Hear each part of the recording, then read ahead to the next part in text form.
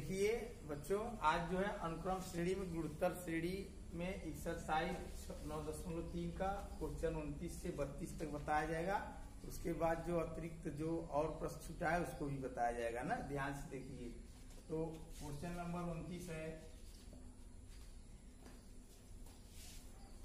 29 का प्रश्न है, यदि ए और जी दो धनात्मक संख्याओं के बीच क्रमशः समांतर माध्य तथा गुणोत्तर माध्य हो तो सिद्ध कीजिए कि संख्याएं a plus minus under root A plus G और a माइनस जी है। तो दो संख्याओं के बीच समांतर माध्य कैपिटल ए है और गुणोत्तर माध्य क्या है, जी है। तो हमें सिद्ध करना है, मतलब जो संख्याएं हैं a plus under root A plus G और a माइनस जी और a minus under root A plus G और a माइनस जी है। यही हमें लाना है ना, कि दूसरा यहाँ पे दूसरा कुछ है कि a है ना। तो चलिए, तो हम दोनों संख्याओं को मानते हैं। माना पहली संख्या a और दूसरी संख्या क्या है, बराबर b। तो समांतर माध्य का सूत्र क्या होता है, समांतर माध्य बराबर होता है a प्लस बी बटा 2।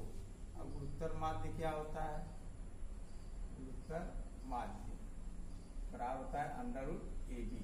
अच्छा, एक चीज, जब समांतर माध्य दिया है तो हम यहाँ लिखेंगे a प्लस बी बटा 2, इसी गुणा करो 2a बराबर a प्लस बी, समीकरण नंबर 1। अब गुणोत्तर माध्य भी दिया है, गुणोत्तर माध्य बराबर होगा अंडर रूट ए बी होता है सूत्र ना। ए बी के बीच में अगर कोई गुणोत्तर माध्य है उसका सूत्र होता है जी बराबर अंडर रूट ए बी। यहाँ पर जो है गुणोत्तर माध्य जी दिया है अंडर रूट ए बी। अब क्या करेंगे, हमें ए और बी का मान निकालना है। क्या निकालना है, हम क्या करें, वर्क कर दीजिए। वर्क करेंगे तो जी स्क्वायर बराबर ए बी, यहाँ से बी का मान निकाल लीजिए, समीकरण नंबर 2 पहले इसको कर लो। हाँ देखिए, अब क्या करना है, समीकरण 1 से बी का मान निकालेंगे तो ए इधर हो जाएगा ना। समीकरण 1 से बी का मान निकाल कर इस पे रखिए, यहाँ लिखिए समीकरण 1 से बी का या बी बराबर कितना हो जाएगा, 2a माइनस ए। समीकरण 1 से बी बराबर 2a माइनस ए का मान समीकरण 2 में रखने पर, चलिए समीकरण 2 उतारते हैं हम लोग। समीकरण 2 क्या है, जी स्क्वायर बराबर ए बी, जी स्क्वायर बराबर ए कोष्टक में बी के स्थान पे 2a माइनस ए, जी स्क्वायर बराबर हो जाएगा 2a माइनस ए स्क्वायर। सबको इधर करो, ए square 2a plus g square बराबर 0। ठीक है। अब देखो यहाँ क्या करेंगे, जैसे कक्षा 10 में हम लोग पढ़े थे एक्स स्क्वायर एक्स धन 2 बराबर 0। इसको एक्स स्क्वायर के रूप में होता था तो हम लोग सीधाचार्य का नियम लगाते थे। यहाँ पर ये जो a है ना, इसी को एक्स दिमाग में मानो, x square minus 2x a plus g square बराबर 0। यहाँ सीधाचार्य का नियम लगाइए। सबसे पहले हम लोग ABC निकालेंगे। सीधाचार्य का नियम होता है, इसका 2 उत्तर होता है, x बराबर minus b plus under root d बटा 2a, और ये क्या होता है, x बराबर minus b minus under root d बटे 2a। डी क्या होता था, बी टिकट। सबसे पहले डी निकालिए, डी बराबर होता है बी स्क्वायर माइनस 4ac। यहाँ देखो, यहाँ पे ए है गुणोत्तर माध्य है, यहाँ पे ए दूसरा है ना, या तो चलिए तो बी के स्थान क्या लिखेंगे, एक मिनट इसको तुलना करो तो A dash A square minus plus A X square plus B X होता है, B dash A plus C बराबर 0 से तुलना करिए। देखिए ध्यान से, हम यहाँ पर डैश इसलिए माने हैं कि मतलब जो हमारा प्रश्न है उसमें छोटा है बड़ा है सब आ गया है, तो हम मानक जो मानेंगे वह इसमें मैच नहीं करना चाहिए। इसलिए हम a dash a square plus b dash a plus c dash बराबर 0 से तुलना कर दिए। यहाँ पर a डैश बराबर होगा 1, क्या होगा 1, और b डैश बराबर होगा -2a, c डैश बराबर होगा g स्क्वायर। ठीक, तो d निकालिए, d बराबर होगा b dash square minus 4a dash c dash. तो b डैश के स्थान लिखेंगे 2a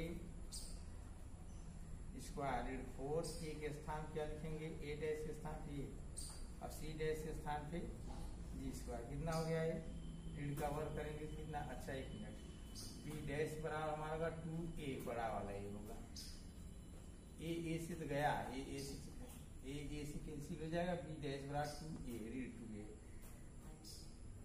तो कितना हो जाएगा plus 4a square minus 4g square. ये कितना है, d का मान है, यहाँ से a का मान निकालिए, a बराबर होगा minus b plus under root d upon 2a dash minus b dash के स्थान क्या लिखेंगे -2a plus under root d के स्थान पे 4a square minus 4g square, जिसे 2a डैश के स्थान पे हो जाएगा plus 2a plus under root 4 common लीजिए a square minus g square ना, जिसे 2, तो 2a प्लस 2 कॉमन ले लीजिए आप, मतलब 4 का वर्गमूल 2 हो जाएगा ना, under root a square g square नीचे 2 कॉमन लेके काट दीजिए, a plus under root a square g square नीचे क्या हो जाएगा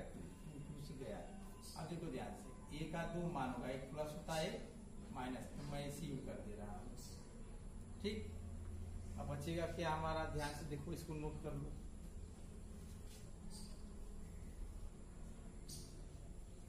अब देखो क्या करना है, a बराबर मेरा हो जाएगा a plus minus under root a square g square.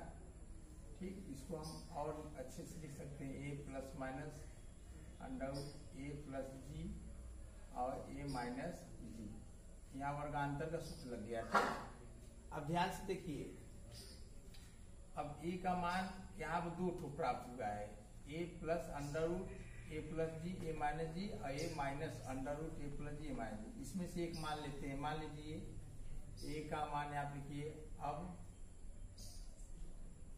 a का मान a plus under root a plus G और a माइनस जी लेने पर। ठीक, तब अब ले लिए तो लेके कहाँ रखना है, समीकरण 1 में, समीकरण 1 से, समीकरण 1 क्या है, a प्लस b बराबर है 2a ना, a के स्थान पे वाला मान रख दीजिए, a plus under root a plus G a minus G बराबर 2a। अच्छा, a का मान है, a का मान यहाँ से यहाँ तक है ना, प्लस b बराबर 2a, इन सबको उस साइड भेजो, तो b बराबर हो जाएगा 2a minus a plus under root a plus G a minus जी।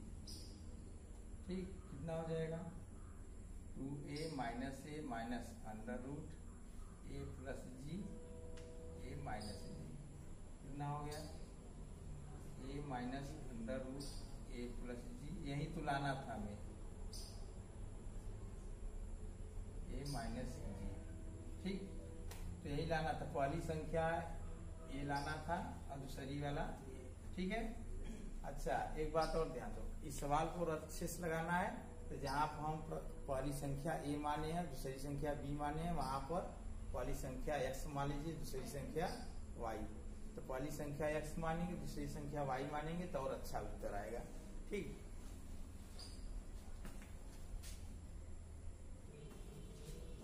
आगे 30 नंबर का प्रश्न है, कराए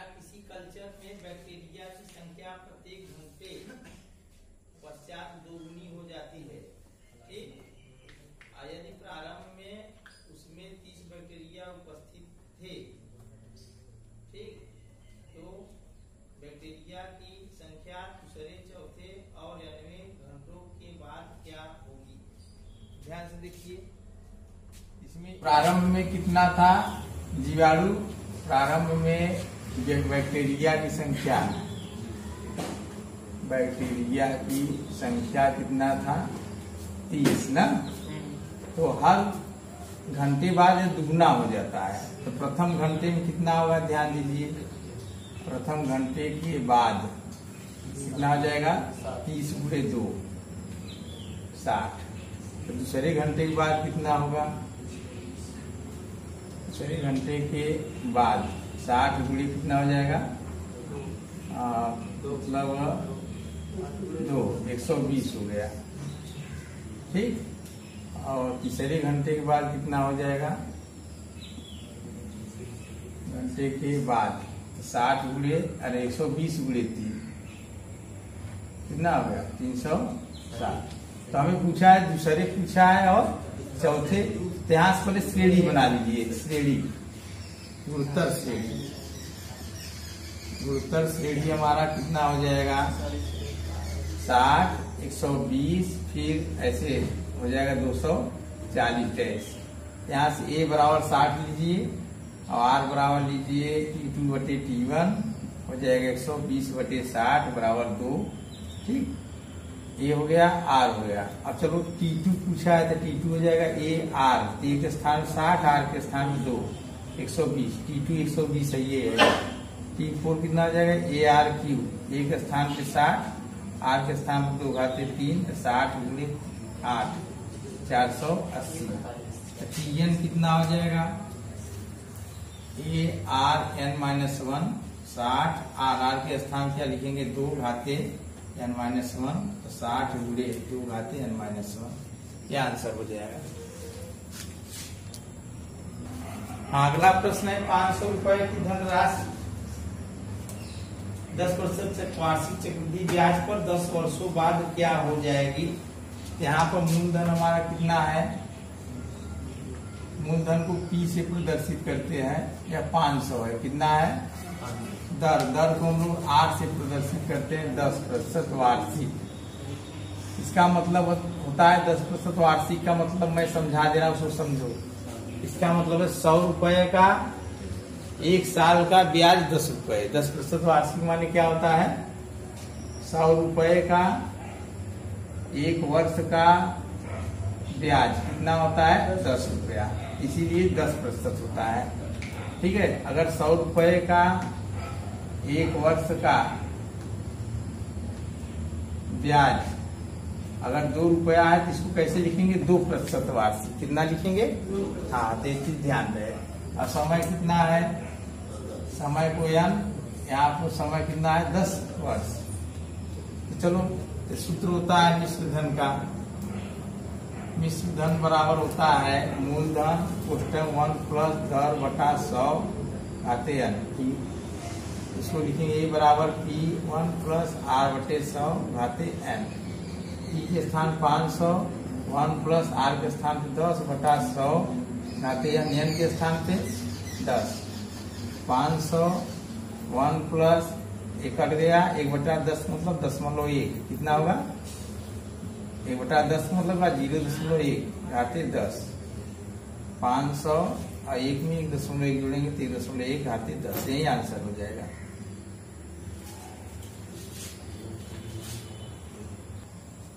हाँ देखिए अगला प्रश्न है कि यदि किसी द्विघात समीकरण के मूलों के समांतर माध्य एवं गुणोत्तर माध्य 8 तथा 5 है तो द्विघात समीकरण ज्ञात कीजिए।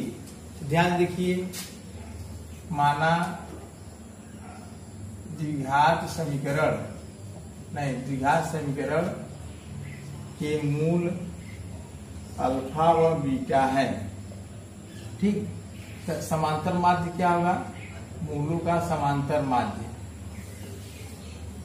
मूलों का समांतर माध्य क्या होगा अल्फा + बीटा/2।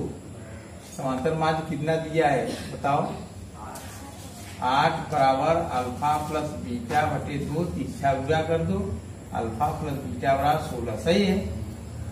अब देखो ध्यान से, मूलों का गुणोत्तर माध्य, मूलों का गुणोत्तर माध्य कितना दिया है, होता है √α β दिया है 5 under root alpha beta. Under root कैसे हटेगा, वर्ग कर देंगे, दोनों पक्षों को वर्ग करेंगे तो 5 का वर्ग 25, यहाँ अल्फा इंटू बीटा। ये समीकरण नंबर 1 था, ये 2 हो गया। अब द्विघात समीकरण बनाइए। द्विघात समीकरण होता है x square minus alpha plus beta x plus alpha into beta बराबर 0। यहाँ आप वाई स्क्वायर भी कर सकते हो ना। एक्स स्क्वायर के स्थान में क्या लिखेंगे, एक्स स्क्वायर ही रहेगा, माइनस अल्फा प्लस बीटा के स्थान में क्या लिखेंगे 16, फिर कोष्टक 1, फिर x plus alpha into beta के स्थान पे 25 बराबर 0। X square minus 16x plus 25 बराबर 0 कर लीजिए।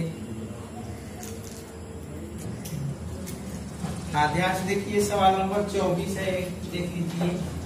सवाल नंबर 24 से दिखाइए कि गुरुतर श्रेणी के प्रथम n पदों का योगफल तथा n+1 में पद से 2n में पद तक के योगफल का अनुपात 1/r/n है। ध्यान से देखिए, तो गुरुतर श्रेणी पहले लिखते हैं हम। गुरुतर श्रेणी माना गुरुतर श्रेणी का प्रथम पद,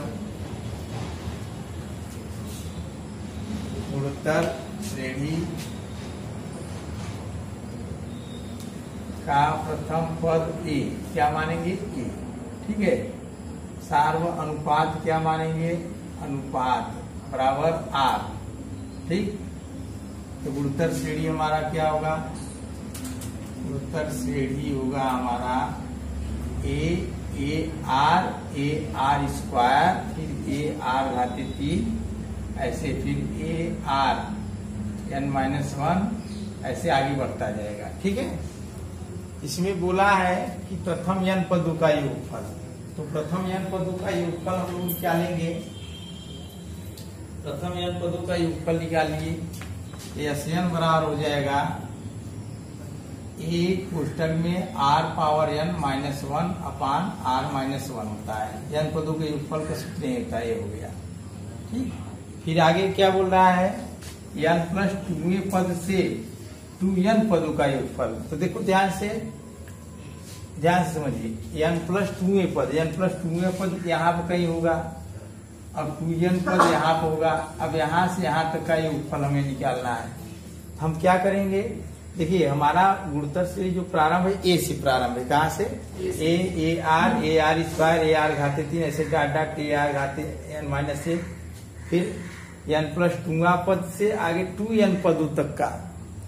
इसमें देखो इस योगफल को 2 भाग बांटा है। पहले तो n पदों का योगफल हो गया है इतना का, यहाँ से यहाँ तक, ठीक।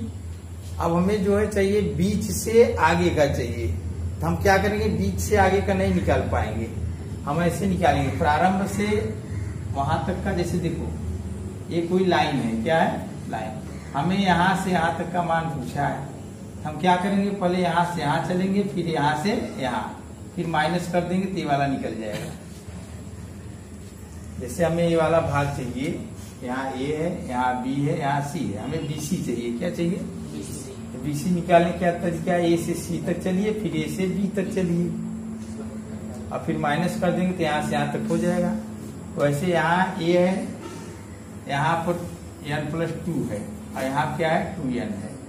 हमें यहाँ से यहाँ तक का योग निकालना है, n+1 से है, ठीक है। हमें यहाँ से यहाँ तक का योग निकालना है, तो हम क्या करेंगे, पहले यहाँ से यहाँ तक का योग निकालेंगे, फिर यहाँ से यहाँ तक का निकाल लेंगे तो हमारा हो जाएगा। तो यहाँ लिखिए n+1 में पद से 2n में पदों का योग बराबर हो जाएगा। ध्यान से देखो, s2n मतलब प्रारंभ से 2n पदों का योग माइनस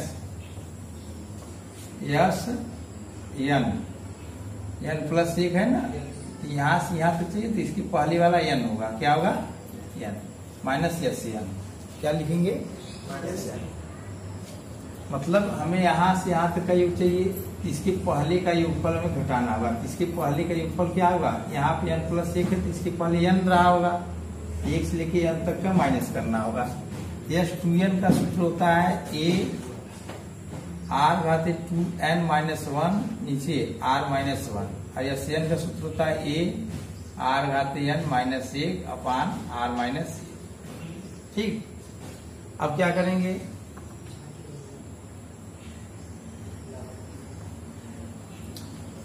अब हर बराबर है, इसको सरल करिए।